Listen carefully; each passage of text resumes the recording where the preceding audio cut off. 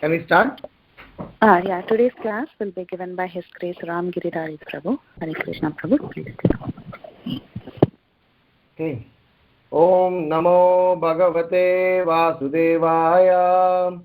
Om Namo Bhagavate Vasudevaya. Om Namo Bhagavate Vasudevaya. Jaya Jaya Shri Chaitanya Jaya Nityananda. Jaya Dvaita Chandra Jaya Gaura Bhakta Vrinda. Jaya Jaya Shri Chaitanya Jaya Nityananda. Jaya Dvaita Chandra Jaya Gaura Bhakta Vrinda. So today we are reading from Sri Chaitanya Charitamrita, Madhya Lila, chapter 19, text number 183 and 184. This is the topic where Sri Chaitanya Mahaprabhu is instructing Srila Rupa Goswami. Bhakta Bede Rati Bheda Pancha Parakara Shantarati Dasyarati Sakyarati Ara Vatsalyarati Madhurarati Ye Pancha Vibheda Rati Bede Krishna Bhakti Rase Pancha Beda. Translation and purport by His Divine Grace A.C. Bhaktivedanta Swami Srila Prabhupada. Srila Prabhupada ki jai. According to the devotee, the attachment falls within the 5 categories of Shantarati, Dhasyarati, Sakyarati, Vatsalyarati and Madhuryarati. These 5 categories arise from devotees' different attachments to the Supreme Personality of Godhead. The transcendental mellows derived from the devotional service are also of 5 varieties. Purport. Santarati is described in Bhakti Rasamrita Sindhu 2.5.16 and 18 as follows. Manaste nirvikalpatvam samayiti abhidhiyate. When one is completely free from all doubts on material attachments, he attains the neutral position called Santa. Vihaya Vishayohonmukham Mukhyam Nijananda Stitiryataha Atmana Katayate Stotra Vabhava Samayityasu Praya Samapradhananam Mamata Gandha Varjita Paramatmatya Krishne Jata Shanti Ratirmata.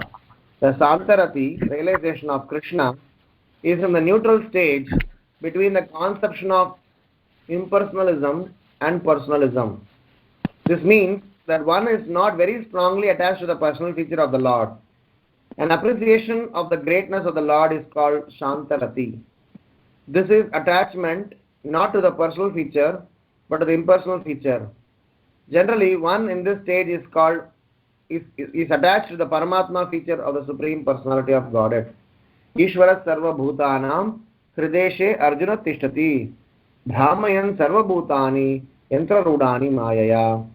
The Supreme Personality of Godhead is situated in everyone's heart, O Arjuna, and is directing the wanderings of all living entities, who are seated as on a machine made of the material energy. Bhagavad Gita 18.61.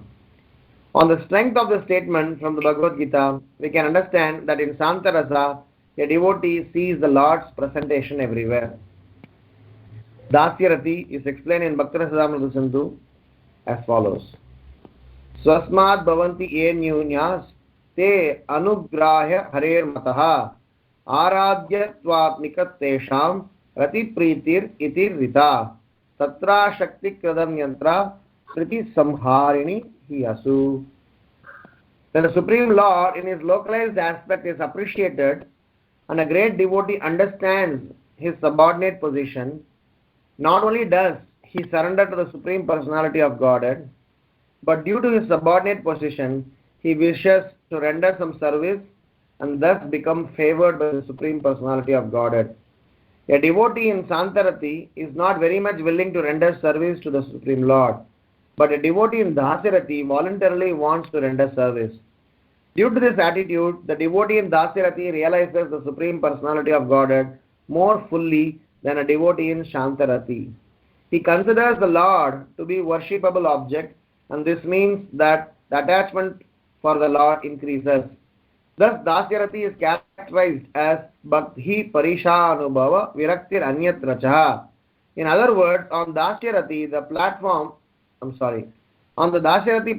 a devotee is attached to rendering service to the Lord and he is detached from material activities. Shantarati is neither material nor spiritual, but Dasyarati is actually on the spiritual platform. There is no attachment from material things on the spiritual platform. Viraktir Anyatra Cha. A devotee in Dasyarati has no attachment for anything but Krishna's service. Shakyarati is described in Bhakti-rasamrita Sindhu as follows. Yeshish tulya mukundasya te sakyaha satatam mataha samyat vishramba rupaisam ratihi sakyam ihochyate. According to the opinion of advanced devotees and learned scholars, a devotee in Sakyarati feels equal to the Supreme Personality of Godhead. This is a relationship in friendship. Due to having a friendly relationship with the Lord, not only is one free from the material attachment, but one believes in equal dealings with the Supreme Personality of Godhead. This is called Sakyarati. The Sakyarati devotee is so advanced that he treats the Lord on an equal level and even exchanges joking words with him. Although one is never equal to the Supreme Personality of Godhead, the Sakyarati devotee feels equal to the Lord and he does not feel guilty because of this. Usually it is offensive to consider oneself equal to the Lord. The Mayavadis, for example, consider themselves equal to the Lord, but such feelings entail bereavement because they are material. Sakyarati, however, is a feeling experienced in the mind by a pure devotee, and he is eternally related with the Supreme Personality of Godhead in that feeling. Vatsalya Rati is described as follows in Bhakti Rasamrita Sindhu. Guravo ye hare rasya te pujya iti vishrutaha anugrahamayi tesham ratir vatsalyam uchyate idam lalana bhavyashis chibuka sparshanadikrit. When a living entity is situated on the platform of Vatsalya Rati, he thinks of the Supreme Personality of Godhead in his childhood feature.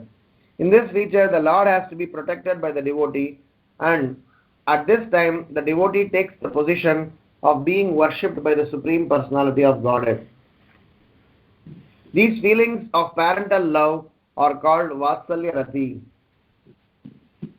When the devotee is situated on this platform, he wants to maintain the Lord like a son, and he desires all good fortune for the Lord. He offers blessings to the Lord by touching his feet and head. Madhurya Rati. Madhura Rati or attachment in conjugal love is described as follows. Mito harer mrigakshyascha sambhogasyadi karanam madhura paraparyaya priyatakyodita ratihi asyam kataksha brukrepra priyavani smitadayaha. Madhura Rati, the conjugal relationship experienced between the Supreme Personality of Godhead and the young damsels of Rajabhumi continuously exists in 8 kinds of remembrances. This intimate relationship brought about by conjugal love produces movements of the eyebrows, glancing, sweet words and exchanges of joking words. Hare Krishna. Om Ajnanatirmirandasya Jnananjana Shalakaya Chakshurun Militam Yena Tasmai Shri Gurave Namaha. Nama Om Vishnu Padaya Krishna Preshtaya Bhutale Srimate Bhakti Vedanta Swamin Iti Namine Namaste Saraswati Deve Gauravani Pracharine Nirvishesha Sunyavadi Paschatya Deshatarine Jai Sri Krishna Chaitanya Prabhu Nityananda Shri Advaita Gadadhar Shivasadi Gaura Bhakta Vrinda Hare Krishna Krishna Krishna Hare Hare Hare Rama Rama Rama Hare Hare.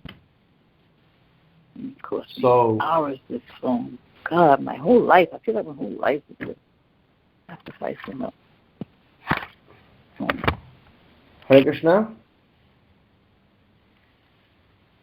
So we are going to discuss from Sri Chaitanya Charitamrita, Madhya Lila,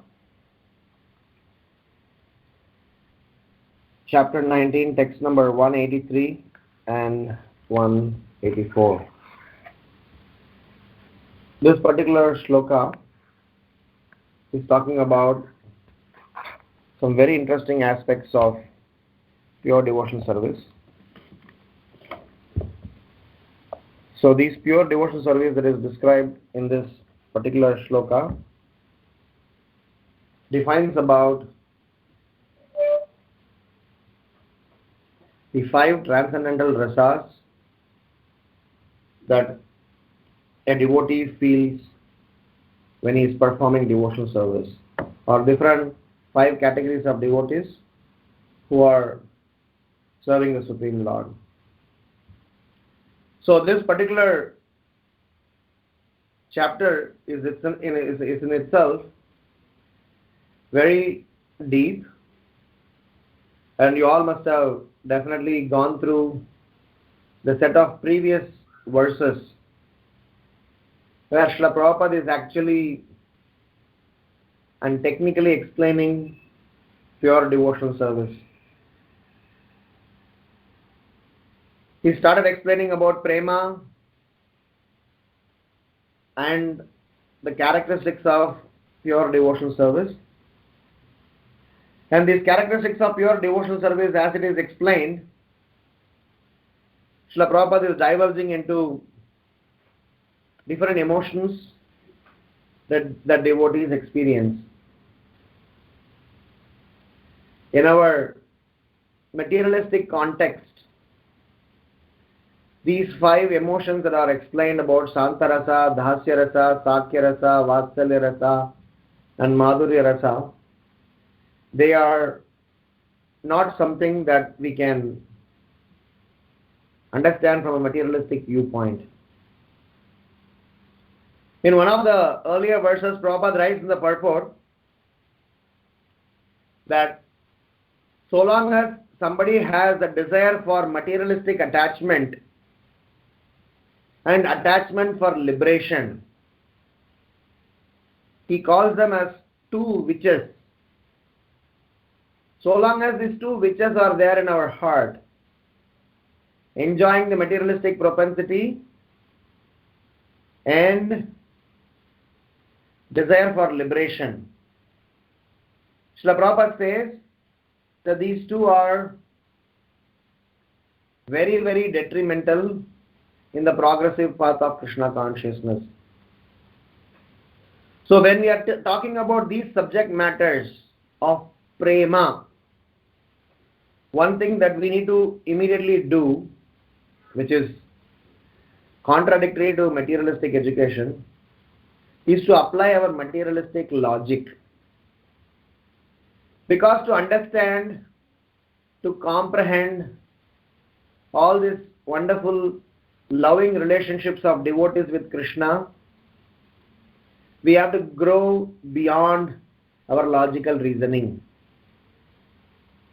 Because logical reasoning are something that will definitely help us to survive in this material world.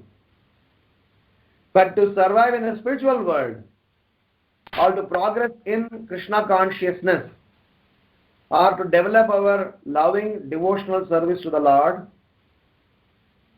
we need 3 important components, which has been spoken in different contexts earlier. So our first reflection, we are going to have some set of reflections as we discuss this verse, as well as I will share a couple of pastimes to corroborate these wonderful leelas. So to enter into the pure devotional service, to enter into the transcendental prema bhakti which Sri Chaitanya Mahaprabhu has given through his Gaudiya Vaishnava Parampara, which we are all, we can proudly claim ourselves, we belong to that, but we are just in the very, very entry level. But since we are talking in the context of PhD study, Chaitanya Charitamrita, so let us at least technically talk about them, even if I am not qualified enough to realize them and understand this subject matter. So I am sure the words from these Sri Chaitanya Charitamrita, when they are repeated, we have a hope that we can develop some loving relationship to the Supreme Lord. So it is extremely important for us to make sure that we don't develop any amount of materialistic viewpoint when we understand this context of Krishna consciousness, Prema Bhakti. Because this materialistic viewpoint will immediately kill the loving devotional service mellow. So hence, when we enter to this subject matter of pure devotional service, we need three primary qualifications or three primary understanding for us to understand pure devotional service. That will be our first reflection. So three primary requirement even for us to understand this Krishna consciousness subject matter is, number one, being humble, and whilst being humble, it is explained that humility is not just about thinking oneself lower. Humility is about appreciating, glorifying, serving all the Vaishnavas. Many times in our limited understanding, we think that I am humble by thinking myself low. One devotee wrote a letter to Srila Prabhupada. He wrote in the letter saying that, my dear Srila Prabhupada, he wrote whatever he wants to write. And at the end of the letter he said, Srila Prabhupada, I am your most humble servant. Srila Prabhupada said, you want to be most even in humble? So the point is, humility is not a component which is to think ourselves low. Maybe it is there, definitely we should feel ourselves, as Prabhupada explains in Dhasya Rasa, he explains that how a devotee, he feels himself to be subordinate. So that is there. But humility has got another component of glorification. If somebody is feeling oneself low, it is called low in self-esteem. But if somebody feels himself subordinate and glorify Vaishnavas and the Supreme Lord, that is real humility. That is why we talk about the principle of 3A. Aspire, associate, and appreciate. So we, as a spirit of humble devotee, we aspire to associate with devotees, and in the association of devotees, we appreciate the devotees as well as the Supreme Lord. That's the real meaning of humility. So, in our application of humility in our daily life, we need to know that naturally we need to start to look at positive and forward frame of mind towards devotees, broad-mindedness, and that way we will be able to appreciate the Supreme Lord. That way we will be able to appreciate the Vaishnavas. So, number one principle that is needed for us to even comprehend this subject matter is about being humble. And as I said, being humble means not only to feel ourselves low or subordinate, and if that quality is not supported by the quality of glorification, aspire, associate, and appreciation. So appreciation towards Vaishnavas and Supreme Lord, together with the feeling of subordinate attitude, makes this humility complete. And the second quality that is required here, even to understand. So this Santarasa, Dasyarasa talks about subordination, equality, friendliness, superiority, conjugal, all those things. So basically it's very technical to say that if somebody has respect for the Lord, he does not have strong affinity towards the features of the Lord, about the personal aspect of the Lord, is just Santarasa. If you add the tendency of subordinate mentality, he becomes Dasya Rasa. If you remove the subordinate mentality and you add equality, he becomes Sakya Rasa. If you remove equality and subordinate mentality and add superiority, he gets Vatsalya Rasa. If you remove superiority, or if you add superiority and conjugal effect, that personal conjugal feeling, that is Madhurya Rasa. So it is very nicely explained over here in this purport. Prabhupada refers to Bhakti Rasamrita Sindhu. But the point that we are talking now is prelude to that. So the humility that we are talking about, all these devotees that are explained, Shantarasa, Dasyarasa, Sakyarasa, all of them are humble. All of them are glorified. But to even come to this understanding, there is a level of humility that is expected, which is what I was referring to. So the second characteristic that is needed to even comprehend this subject matter, or to even get deeper into the subject matter, is obedience. And this concept of obedience is generally misunderstood as slavery in the corporate world or in the normal education world. Humility and obedience, they are like brothers and the twin brothers. Humility is a feeling, or it's a understanding that I am be subordinate and I need to be appreciative. Obedience is our readiness to follow the instruction given by our superiors or our fellow members in the association. So I am humble by offering respects to the devotees in the association, and I also appreciate.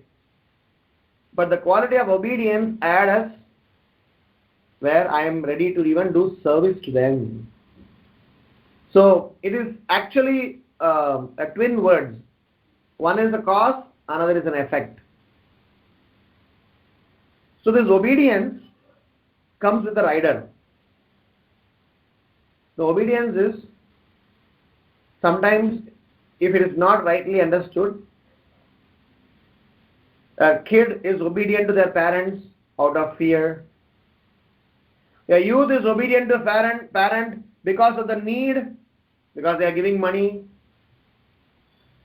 A person is obedient to his boss because of his dependency.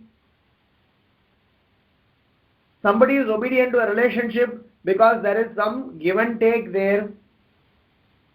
But the obedience that we are speaking out here is obedience out of love, and obedience out of respect, and obedience for the need to inculcate pure devotional service in our heart, and without which our heart will not get cleansed of our anomalies. So the second characteristics, obedience, come with a rider of 3 points. Number 1, we are thoughtfully obedient, we are favorably obedient, and we are obedient by following in the footsteps of previous acharyas and our predecessors. These 3 variables on obedience makes the obedience really focused towards our devotional aspect. Otherwise we see so many people who are obedient in an external sense, but behind our back they are not obedient. So they are Naam ke vaste obedient. They are just obedient for name's sake. So the obedience that is being spoken about here is being thoughtful, not just some reckless obedience. I'm obedient doesn't mean that I will do whatever you say. I am not a blind follower. I will ask relevant questions. I will try to understand what are you trying to say. I will understand the purpose of it. And you will see this behavior in the associates of Sri Chaitanya Mahaprabhu. Swarup Damodar Goswami is such a fantastic servant of Sri Chaitanya Mahaprabhu that by his obedience, by his service attitude, he used to understand what Sri Chaitanya Mahaprabhu's mood is going to be. What his mood is going to be in the next few moments. And he would already start composing prayers to soothe that mood of Sri Chaitanya Mahaprabhu. So obedience is thoughtful. Second is our obedience needs to be favorable. Sometimes we might, show our authority, even though in the name of obedience. We try to, exhibit this is in our family relationships. We say, I'm obedient, but I will not, do so and so things. Because I don't like it, he don't like it, she don't like it, whatever. Around bodily needs. So the obedience needs to be favorable for the master. Obedience needs to be favorable for the person whom we are serving. Not, I will be obedient on a conditional basis. So long as it is satisfying my needs, I'll obey. Otherwise, I will not obey. That's called conditional obedience.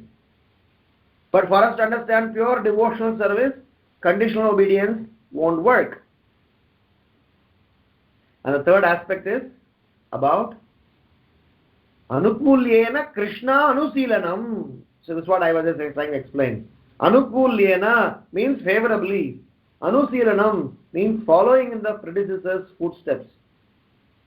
So I may say I am thoughtful, I am not a blind follower. I may say I am trying to be definitely favorable to please the Supreme Lord, but I will do it my way, not the way as it is recommended. This is called independent mentality. Unfortunately, whilst you may have two important components fulfilled, but if you are not interested in following in the footsteps of previous acharyas and trying to set up an independent precedence,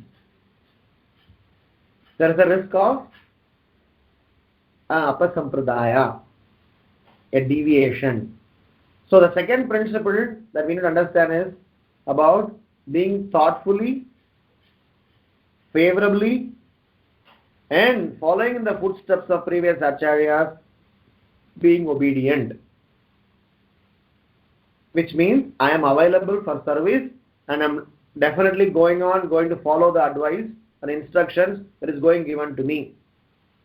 So as I said, humility is our propensity to appreciate and glorify and associate and having some respect.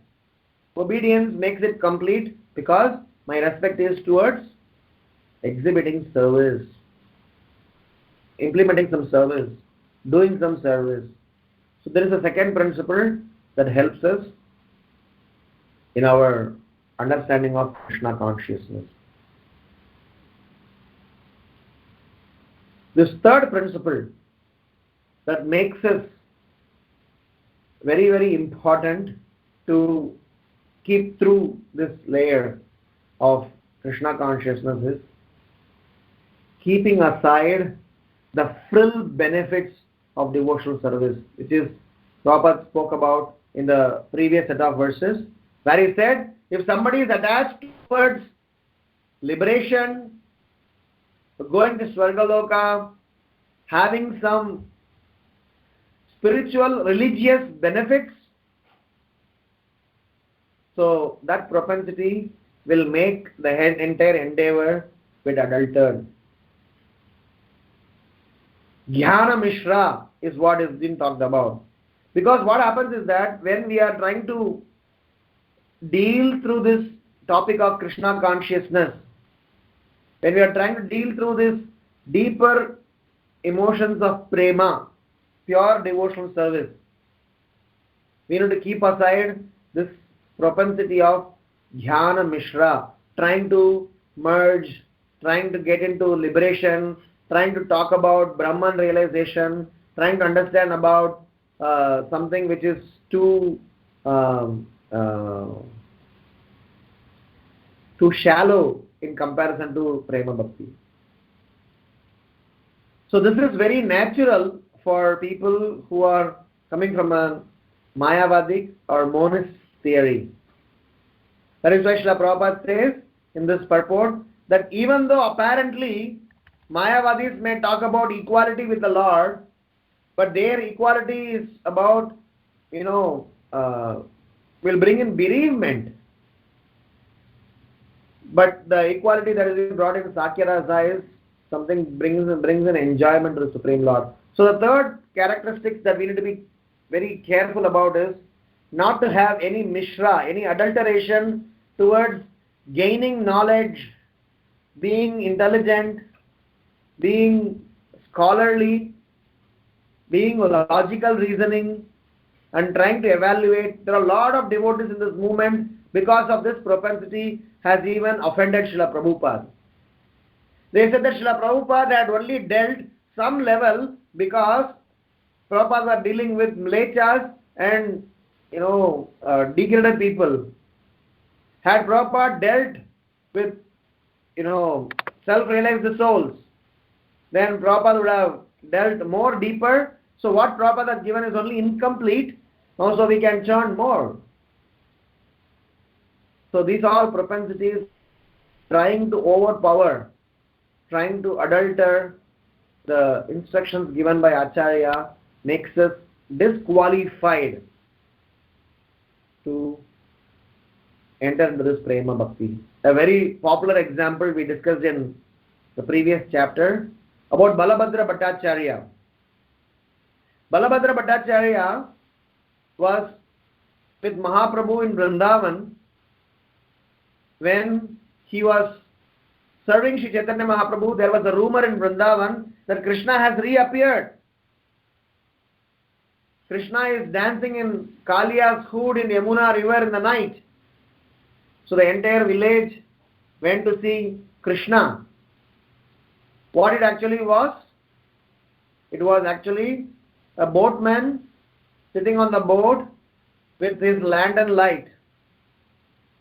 The boat's edge looked like a hood of Kaliya, and the boatman looked like Krishna, and the lanterns, the flame was looking like the eyes of the snake. So everybody started spreading the rumor that, you see, in the middle of the Yamuna, Krishna is dancing in Kaliya, and Balabhadra Bhattacharya went to Sri Chaitanya Mahaprabhu and told Sri Chaitanya Mahaprabhu, my dear Mahaprabhu, we would like to go. Can I go and take darshan of the Supreme Lord in the Yamuna river? What did Sri Chaitanya Mahaprabhu do? He gave a tight slap, saying that, how come your consciousness got so much degraded? And in that class we discussed how when we hear speculative knowledge, how when we hear knowledge with an understanding for becoming scholarly or trying to become giving our own interpretation of what we read and hear. This stops us in realizing the Supreme Lord who is right in front of us.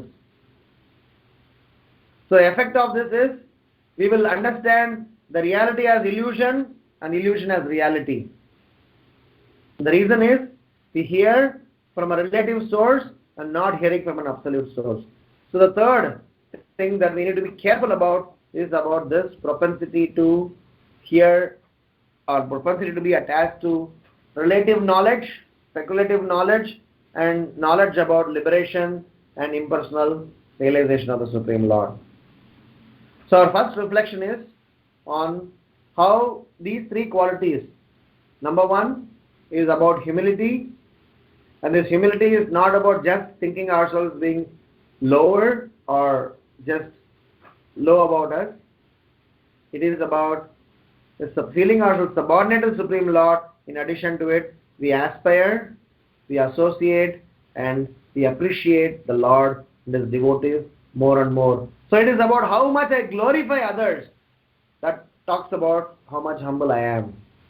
The second characteristic that we discussed was about obedience, and this obedience had three variables in which I need to be thoughtfully obedient, I need to be favorably obedient, and I also need to make sure that I follow in the footsteps of predecessors and not have my own independent nature. So, and the third characteristic that we spoke about is that how we need to be careful about the quality of trying to understand knowledge from a scholarly viewpoint and trying to be attached to liberation and some temporary benefits because of either speculative knowledge or because of even aberrated knowledge, because of which we will not be able to enter into this pure love of Godhead, which is explained in this particular verse. So this is a prelude to understand these 5 different rasas. Now let us talk about some pastimes which explains these wonderful rasas. There are definitely, we can talk various technical things about each and every one of them, and since every class we do a lot of technical stuff, so let us also have some stories. So it so happened, so let us go from Madhurya Rasa to various other rasas. Let's see how much time we have. We can have one pastime. How these rasas, these qualities that are explained in this particular purport, we are able to do justice. I'm sure we won't be able to do justice on all the 5, but at least let me get to the real core of one, which is Madhurya Rasa.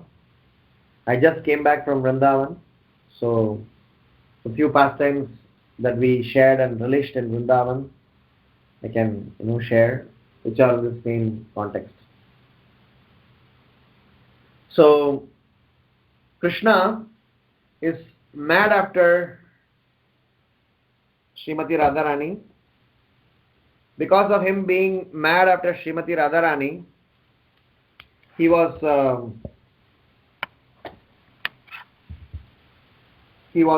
so much looking for Radharani's association that he was constantly thinking about her and wanting to meet her.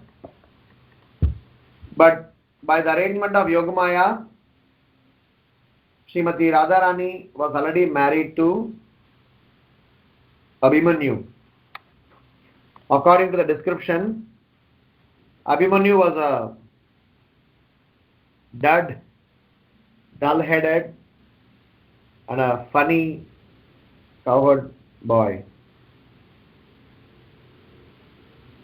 King Vrishabhanu had made a fantastic palace arrangement. He bought a palace in Yavat. If you go to Vrindavan, there is a place called Yavat. So he had purchased a very big palace in Yavat. It is so huge with lawns and various other amenities that he decided that when my daughter gets married, she should have a very comfortable living. And he already bought this palace, and he also wanted to make sure that he wanted his daughter to be around, not to get her married too far away. So he decided that he will find a boy within Vrindavan area, even though he might not be so intelligent or so qualified, so long as he's good boy and can be trusted upon, I just give him. There are various details to this pastime, but let me get to the crux of it to explain what is this Madhurya Rasa all about. So Krishna had a natural frustration that Radharani is married, and Radharani, even though she was married to Abhimanyu, every day she would sulk. Every day she would cry and weep that she got into such a situation. and all the gopis used to go and console her. And Krishna wouldn't, spare the moment. Whenever he gets an opportunity, he used to go closer. He used to go somehow or other trying to approach Srimati Radharani by tricking various people. So his agenda had always been, whether you are married or not married, it's nothing, going to affect me. I want to see you. And Radharani would also vouch for it, because for her, Krishna was her life. So one day, Mother Yashoda was making wonderful packing. She was packing lots of jewelries, lots of ornaments,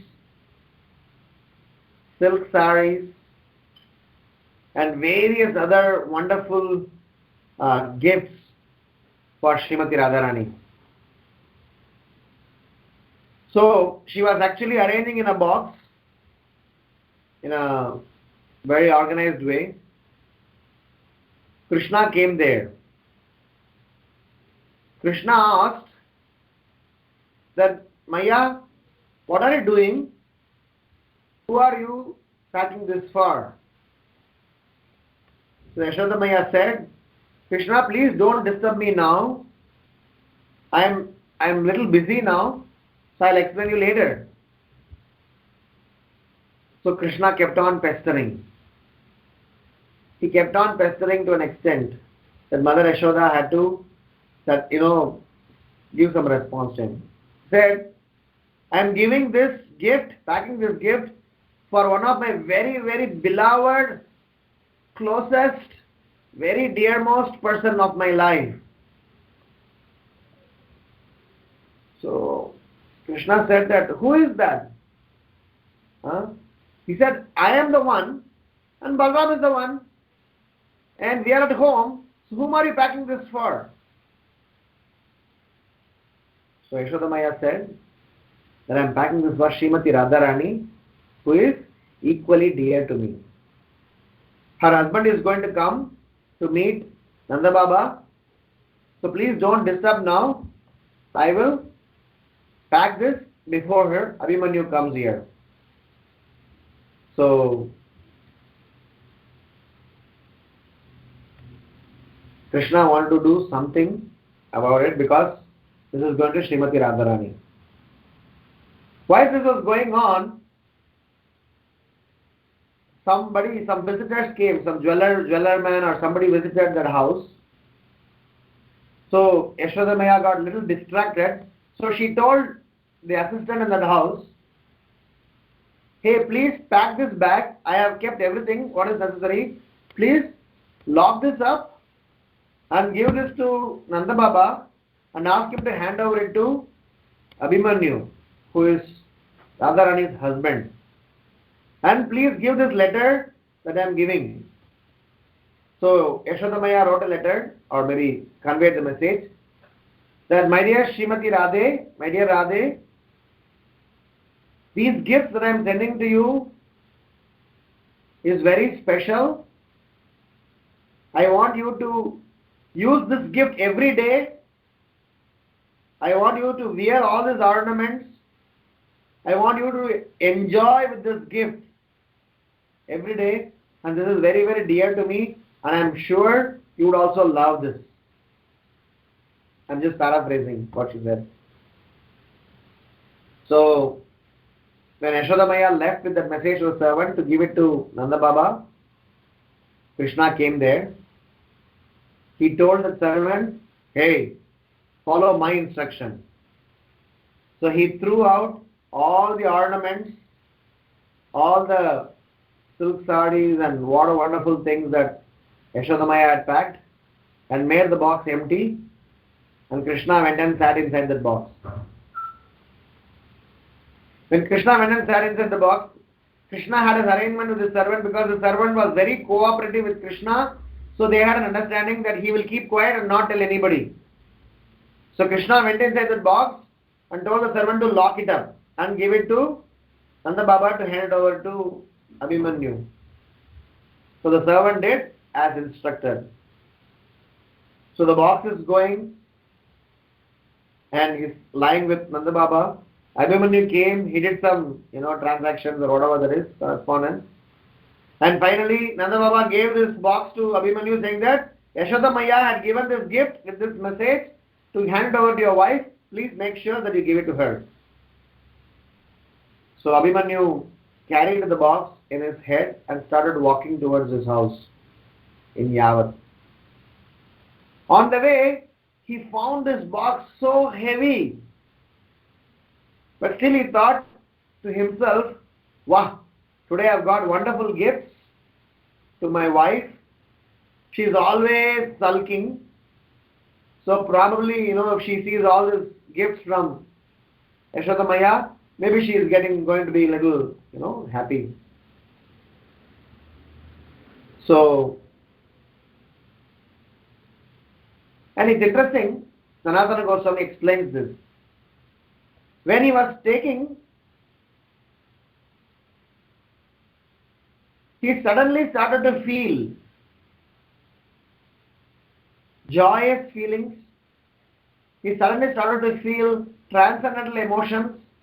He suddenly started to feel loving attraction towards the Supreme Lord.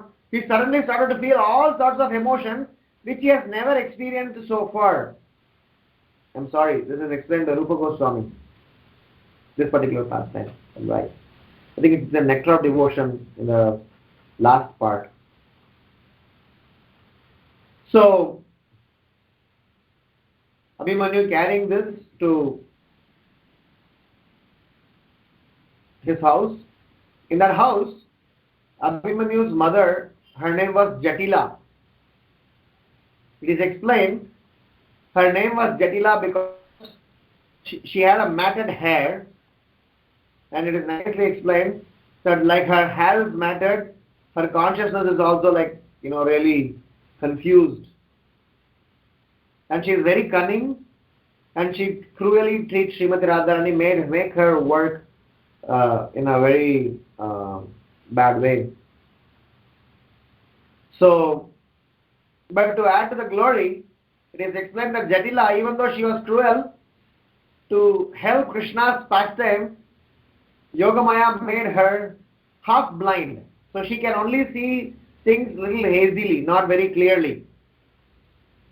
So Krishna used to take advantage of that situation. So Abhimanyu brought this box of gifts, and when he reached home, he said it was so heavy. Mother said, "What is there?" and said this. He said, "Yashoda Maya had sent some gifts to your Bahu, your daughter-in-law."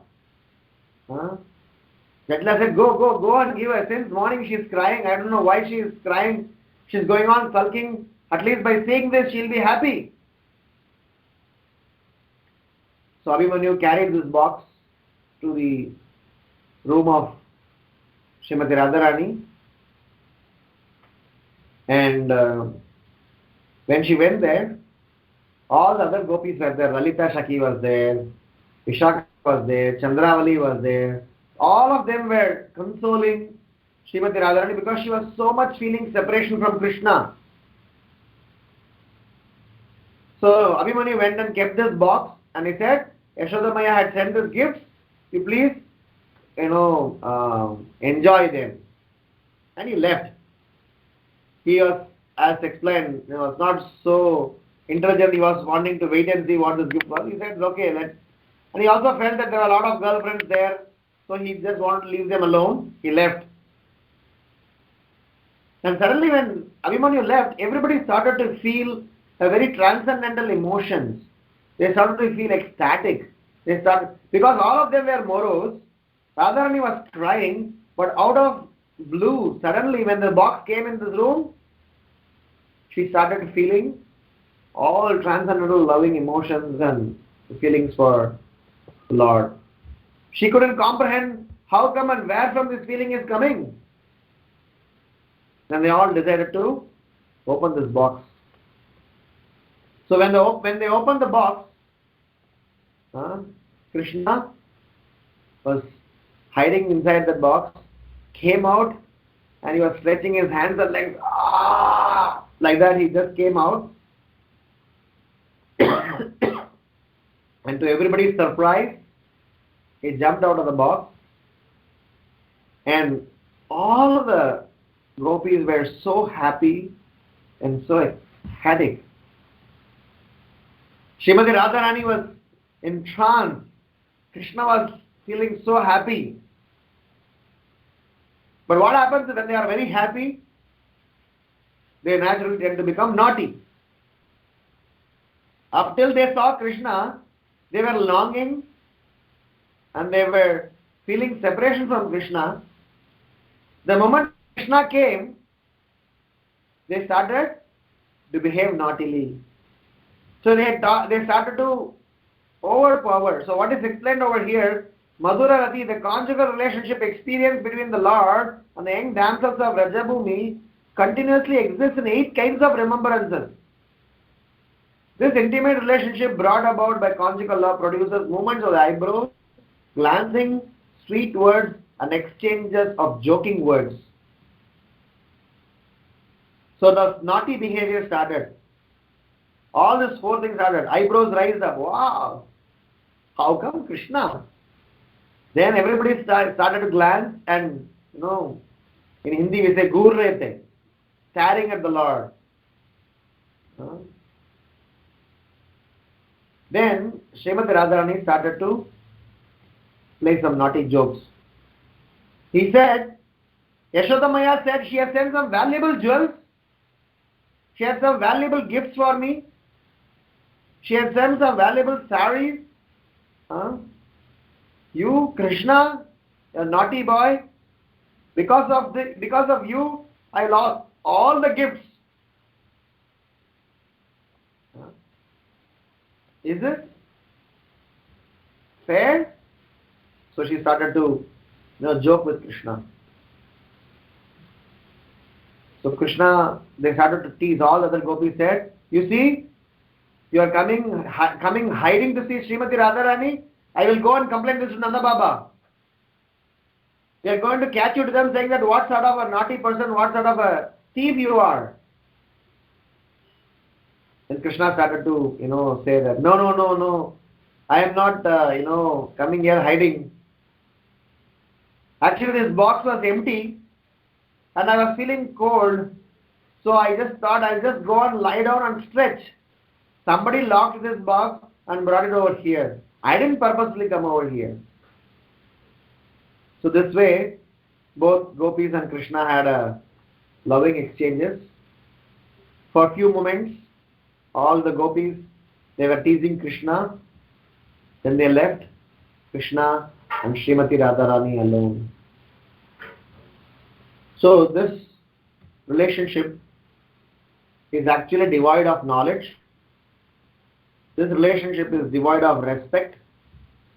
The relationship is devoid of friendship. This relationship is devoid of any tinge of anything that they need for personal needs. And this relationship is purely and only meant for pleasing the Lord and to give Him the necessary pleasure. And Krishna gets so much transcendental pleasure with such dealings that he don't mind how much ever his name is going to be blasphemed, how much ever people are going to make fun of him, how much ever he is going to be humiliated, how much everybody is going to treat him, he still wants to be with them.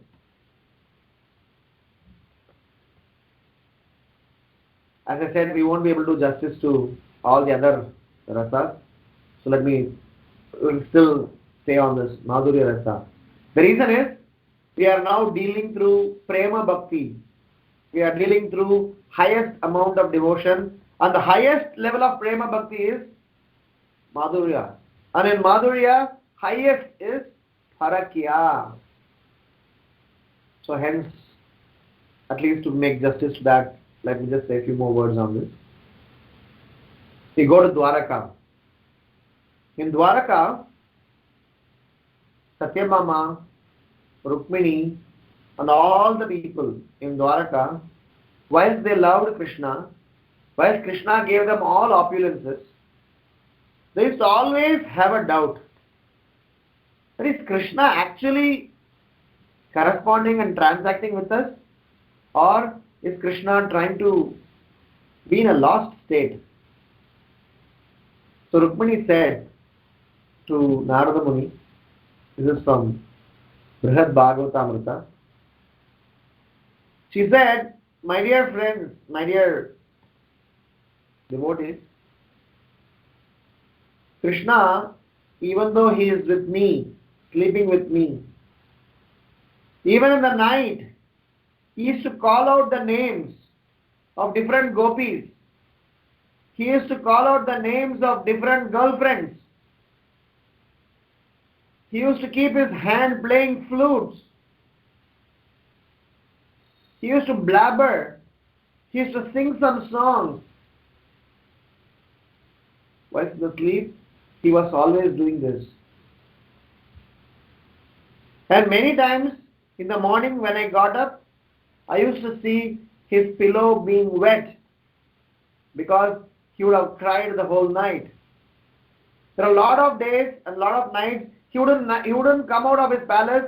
He would hide himself in the blanket and constantly weep. And most of the time we used to think that he is corresponding with us, but we used to know that he is already in half consciousness with us and his consciousness is somewhere else. There's a long story there. But they said, when we understand what Krishna would have got his love from the Vrajavasis, especially gopis, even though we are his wife, we are actually as good as maid servants. The real devotees are the gopis. The entire first part of Brihad Bhagavatamrita was about Narada's search for the real recipient of Lord's mercy. I had a good fortune to be in Vrindavan Dham for the last 5 days, 6 days. I was there with a group of 22 devotees and we discussed this entire first part of Brihad Bhagavatamrita. Right from Narada's meeting the Brahmana in Prayag, in the search of the recipient of Lord's mercy, and his entire journey to various places to finally conclude how the Vrajavasis and in Vrajavasis his gopis are the real recipient of Lord's mercy. So such a pleasing experience, such a transforming experience, and I sincerely thank Srila Prabhupada and all the Vaishnavas who, because of their help, we could go to Vrindavan Dham. And just 1 minute before the class began, I just arrived home. I just barged in because my train and we had a heavy traffic. I was a bit concerned if I would make it. Somehow, by Krishna's mercy and Srila Prabhupada's mercy, I somehow could make it on time for the class, so that I could once again remember some of the pastimes that we shared there. We had 6 days of non-stop katha and darshan. We were churning this nectar and drinking the wonderful nectar of Lord Krishna's transcendental pastimes. So this particular 5 different rasas that are spoken here, all are very, very transcendental, and we just spoke about some examples of what Madhurya Rasa means. Like that, there are so many wonderful pastimes for each of these rasa, and how each of them feel themselves complete. Not even one rasa thinks that others are subordinate or superior, in the sense of, it is not that somebody is in Dhasya Rasa is incomplete. It is not somebody in Sakya Rasa is incomplete. Every rasa is complete by itself, and those people in that rasa feel themselves to be qualified to serve the Supreme Lord in that rasa only, and they will not be happy enough to think of the Lord in some other rasa. So hence these 5 rasas are not stages, they are all parallel rasas for different kinds of relationship with the Supreme Lord. As I said, these are all very deep subject matter, and definitely we pray to Krishna, we pray to the entire parampara that may we get some opportunity to definitely not only just talk about the subject matter, not only understand the subject matter, not only realize the subject matter, at some point in time in our existence, we should also get a glimpse of being part of this transcendental Leela. Thank you so much. Srila Prabhupada ki jai. Shri Chaitanya Charitamrita ki jai. If there are any questions or comments, we can discuss. Hare Krishna, Prabhu, and pranams. First of all, thank you so much, Prabhu. The very next minute after coming back from the Dham, we are giving a class. We are very, very grateful to you, Prabhu. Thank you so much. Thank you so much. Thank you for the very beautiful pastime. And you literally took us to Vrindavan. And thanks for the wonderful realizations too. Thank you, Prabhu. Hare Krishna. Hare Krishna.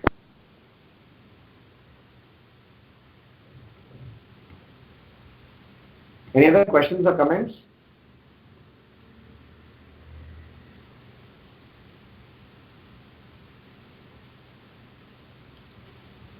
Great.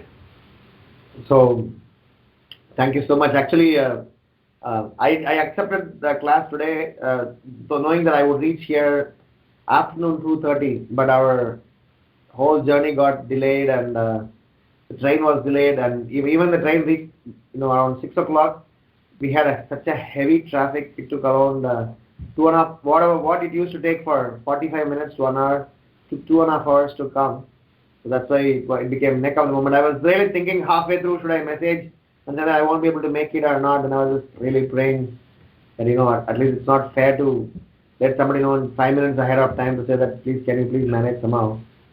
Krishna help to make it. Thank you so much for patiently hearing this session, and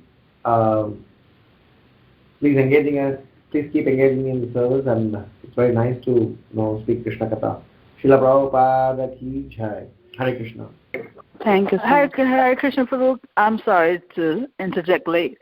Can I just ask one question? Yeah, why not? No problem. Yeah, can you just repeat what was the reason for Jatila getting her name? You said something about did you say something about the shape of her head or something like that? No, Jatila, Jatha means hair with matted hair.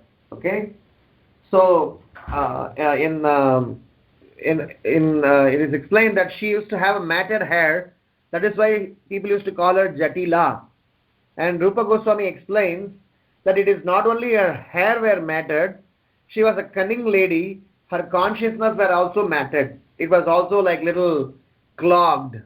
So, because she used to, treat Srimati Radharani, she had Srimati Radharani herself as her daughter-in-law. So neither Abhimanyu nor Jatila could take advantage of Srimati Radharani being in her house, and they used to really treat her bad. So, it is explained that not only her hair were matted, her consciousness were also like that. Well, two things. One is, I find it so strange that a woman of Vedic culture would have matted hair, as if to say it was not washed. How come her hair was matted? Interesting. I don't know that. Why she had a matted hair. Yeah, it sounds very strange for a woman, especially, Yeah, so we can see this matted hair not only in Jatila, many other places. When Devahuti was serving Kardama Muni. So when Kardama Muni was in transcendental meditation, so Devahuti used to do lots of service to Kardama Muni. It is explained that Devahuti was such a beautiful princess before she was married, but after she got married to Kashyapa Muni, she used to serve so much without taking care of herself, because she used to be conscious that her husband needs to be facilitated for his practices. So she would not oil her hair, she would not comb her hair, she would not mind about keeping herself fit and fine or presentable, because her husband was in deep trance. So Prabhupada explains that because of her service to Kashyapa Muni, and he is in trance, and she need to make sure that she has to serve nicely, and she doesn't have any other attachment to present herself looking nice to anybody else. She's only to her husband. So since her husband is busy, she didn't want to, as in separation as well as in service attitude, she did not attend herself fully. And it so happened that because of her service, she became skinny, she became pale, she became so fragile that when Kashyapa Muni got out of his meditation or his service, he got so much satisfied with with Devahuti, that he made her transformed back into the original beautiful Devahuti, and he took her around in a transcendental mansion, and he went for a what do we call as a honeymoon. So he had a fantastic honeymoon. So it is explained that a woman, a chaste woman, if she is in absence of her husband, or if she is busy serving somebody very close to her, especially her husband and family members, so she generally don't attend for her personal needs. So that is another reason why people have matted hair. I don't know if that is the reason why Jatila had matted hair, but since you asked why somebody would even keep matted hair, this is one of the reasons we see in Srimad Bhagavatam why people have matted hair. And did you just now say something about, she was not attending to herself because, her world was revolving around her husband, but also you said something about her being did you say something about her being in separation? Yeah, she was, because she was not physically, having any relationship with Kashyapa Muni, and she was only doing a role as a menial servant.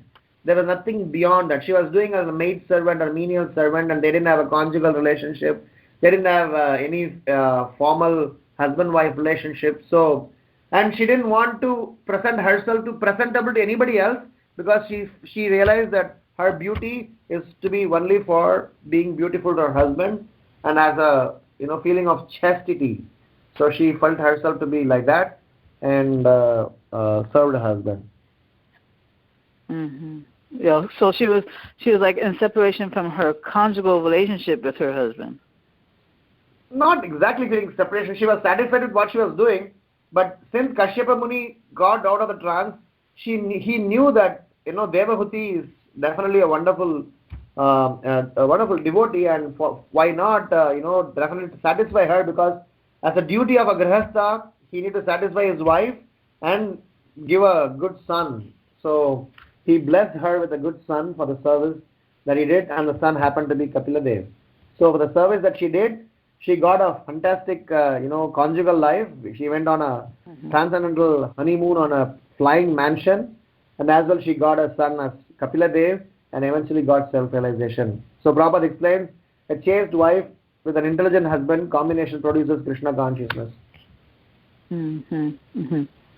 And thank you, Prabhu. And then also, just one last thing is, I wonder if you could give a couple of examples of how Jatila would mistreat Radharani. She would make her work every day. I mean, she would make her to sweep the floor, mop the, when Radharani was in her father's place, her father was a big guy in the entire area. Both Nanda Maharaj and King Vrishabhanu, they used to be very, very, they're leaders. I mean, they had their own respective palaces, or a mansion you can call. And Radharani had so many maid servants in her house. She was so tender, so nicely brought up, that she wouldn't do any household chores. But here, Jatila and her daughter Kutila, so both of them, mother-in-law and sister-in-law, both of them used to make Radharani do all the household work, cleaning, mopping, washing, cooking. You're like Cinderella, right? I'm sorry? Like Cinderella. Yeah, whatever. No, there's a famous character in American folklore. Yeah, she was. I've heard about this, but then Radharani is by far superior than all the characters. So basically, the point is that she used to be typically treating her even though there is not a requirement to, torture, they used to kind of make her slog and work. And when Srimati Radharani used to be sulking and she used to be morose, they used to scold us, what is your problem? You are in such a big house, and they never used to understand her emotions. So why were they treating her like that? Wow, it's another whole. Oh, that's another whole class. Okay, it's beyond the scope of the class. Very nice. Actually, it is Rupa Goswami explains why did Vrishabhanu marry, or why did Nanda Maharaj did not go and ask for Krishna's hand, or why did Vrishabhanu marry to Abhimanyu?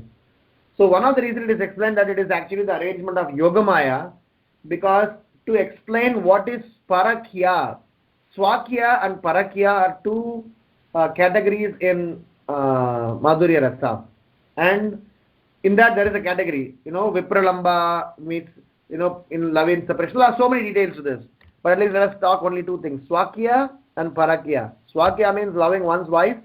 Parakya means loving somebody else's wife. So and this is applicable only to Krishna and this Madhurya Rasa. This is not applicable anywhere else. So to increase the emotion or to show to the whole world what it means to be Madhurya Rasa in Parakya Bhav, he explains that Yogamaya made an arrangement in such a way that Krishna was not married officially to Srimati Radharani. Okay, this is an internal reason. What is an external reason why Krishna was not given in marriage to Srimati Radharani was that every day, because Vrishabhanu knows Nanda Maharaj for a long time, since the time when Putana, Shakadashur, all the Asuras visited Nanda Baba's house in Gokul, every day the people in Gokul used to be threatened and feeling afraid that because every day different demons used to come and try to kill the baby Krishna. So Nanda Baba used to consult Vrishabhanu and say that can you give me some advice? So Vrishabhanu advised Nanda Maharaj, you please relocate from Gokul to Vrindavan. And even in Vrindavan, the demons' attack never stopped. So Vrishabhanu was a bit concerned that this boy, whose life is always under the threat, how can I give my daughter to that boy?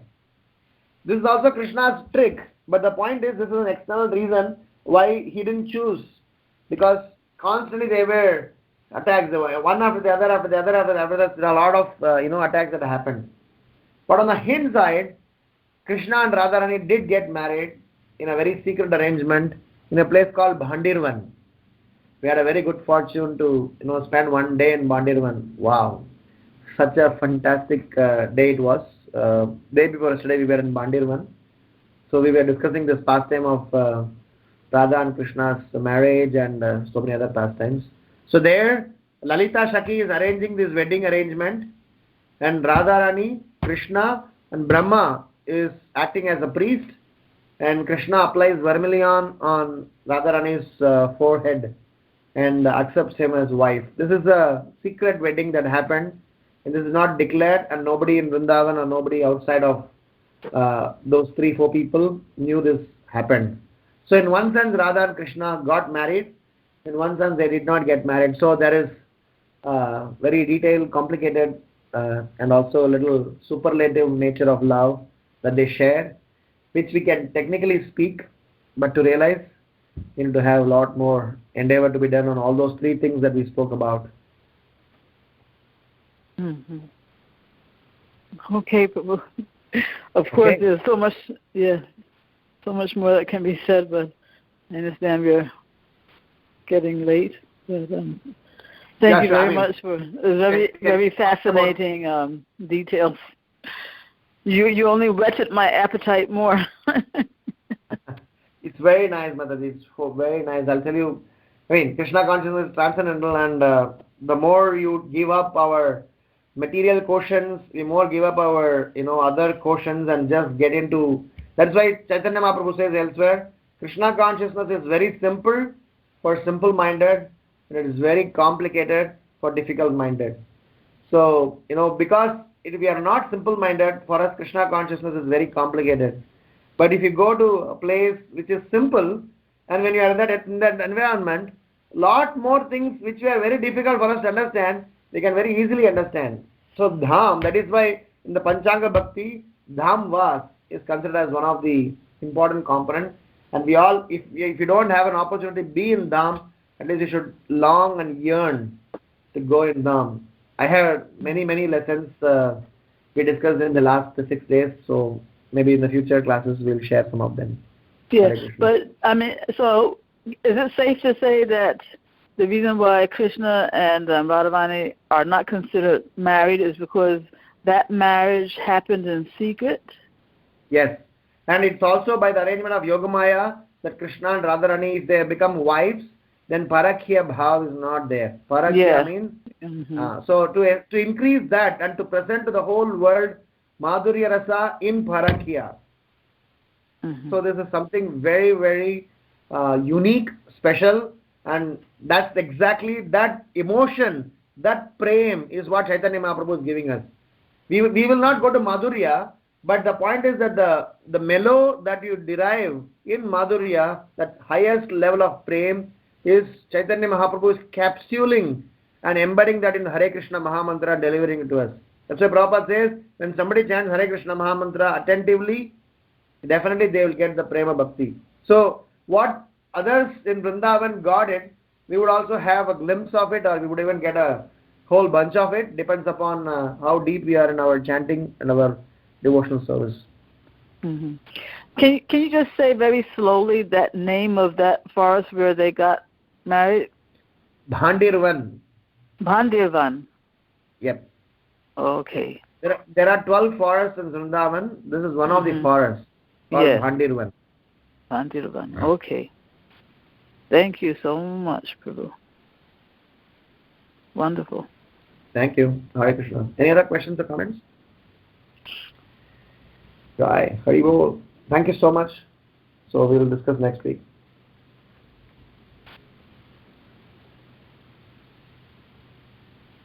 Thank you so much, Prabhu. Thank you all so much for listening patiently. Thanks for the wonderful discussion. Vancha kalpatarubhyascha kripa sindhubhyeva cha patitanam pavanebhyo vaishnavebhyo namo namaha. Ananta Koti Vaishnavavrinda ki jai, Srila Prabhupada ki jai, Shri Shri Chaitanya Charitamrita ki jai, Vrindavan Dham ki jai, His Grace Ram Giridhari Prabhu ki jai. Hare Krishna. Thank you so much, Prabhuji. Hare Krishna. Hare Krishna.